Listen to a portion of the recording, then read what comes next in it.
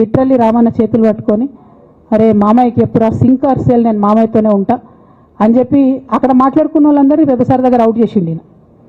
ఆ తర్వాత పర్యవసానంలో ఈటల రాజేందర్ అన్న బయటికి వెళ్ళడం. ఈ మహానుభావుడు వల్ల జగ్గారెడ్డి దగ్గర నుంచి మొదలు పెడితే, చెరుకు శ్రీనివాసరెడ్డి ముత్యంరెడ్డి అన్న కొడుకు దగ్గర నుంచి మొదలు పెడితే, రఘునందన్ రావు గారు, మైనంపల్లి గారు, విజయశాంతి గారు, విజయరామారావు గారు, ఆయన పాత పెద్ద ఆయన ఉండే ఈటల రాజేందర్ గారు, వీళ్ళందరూ పార్టీలోకి వెళ్ళి పోయిండ్రు కదా. పోలేదా? ఇవన్నీ హరిశన్న చేసినాయి కదా.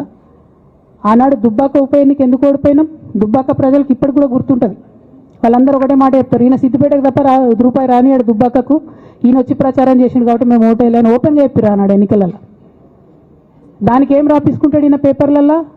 ఒంటరి పోరాటం చేసి ఓడిన హరీష్ రావు. అసలు ఓడిపోయిందే మీ వల్ల కదా. మీరు మీడియా మేనేజ్మెంట్లో సూపర్ అలా డౌట్ ఏం లేదు. రామన్న యూట్యూబ్లు మేనేజ్ చేసి నా మెయిన్ స్ట్రీమ్ మీడియా మేనేజ్ చేస్తాడు అంతే, అంతకుమించి వేరే ఏం లేదు. నేను రామన్నని రిక్వెస్ట్ చేస్తున్నా, అన్న మీరు కూడా ఆ స్కిల్ నేర్చుకోండి అన్న. అట్లనే ఈటల రాజేందర్ గారు ఉప ఎన్నిక దగ్గరుండి హరీష్ అన్న గెలిపిలేదా అండి ఈటల రాజేందర్ని?